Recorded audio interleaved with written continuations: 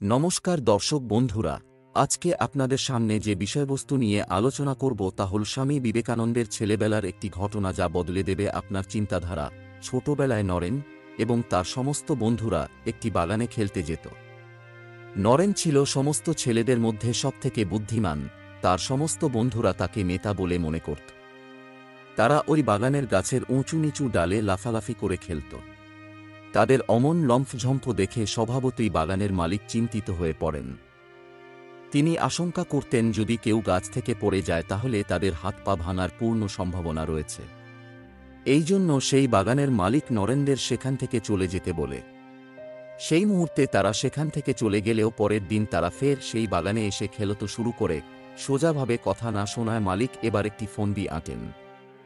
তিনি বাগানে গিয়ে নরেন ও তার সঙ্গীদের জড়ো করে বলেন যে এই বাগানে একটি ভয়ঙ্কর দৈত্য বাস করে। যদি তারা এই গাছে লাফালাফি করে তবে সেই দৈত্য রেগে গিয়ে তাদেরকে ভীষণ ভয় দেখাবে।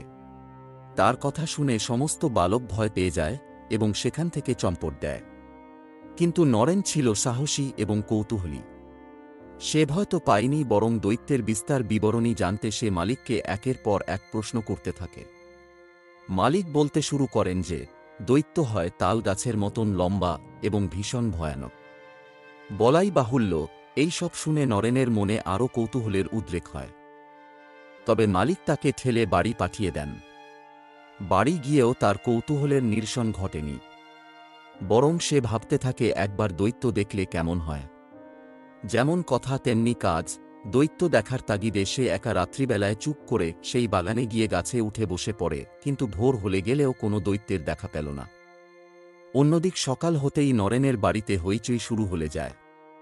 বাড়ির সবথেকে দুরন্ত ছেলেটি যে বেপাত্তা, তাকে খুঁজতে খুঁজতে সকলে সেই বাগানে উপস্থিত হয়। বাগান মালিকও সেখানে ছুটে আসেন। তারপর সকলে মিলে নরেনকে জিজ্ঞাসা করে যে রাতে কেন সে বাগানে এসেছিল। তখন নরেন বলেন যে দৈত্য দেখার জন্য সে বাগানে অপেক্ষা করছিল, অথচ কাউকেই সে দেখতে পায়নি। ফলতক খেলার আর বাঁধা রইল না এই বাগানে। তার কথা শুনে বিস্ময়ে হতবুদ্ধ হয়ে যান উপস্থিত সকলে। এই গল্পটি থেকে আমরা একটি শিক্ষা পাই। লোকমুখে শোনা কোনো কথা বিশ্বাস করা কখনোই উচিত নয়, এবং যখন আমাদের মতামতের উপর আর 5 জনের ভরসা করার সম্ভাবনা থাকে তখন নিজে যাচাই না করে কখনোই কোনো সিদ্ধান্তে আসা উচিত নয়। নরেন্দ্রনাথের কিশোর বয়সের বুদ্ধিমত্তা ও আমাদের পূর্ণবয়স্ক মানসিকতার থেকে অনেকাংশে উন্নত ছিল। সেই জন্যই তো তিনি যুবনেতা।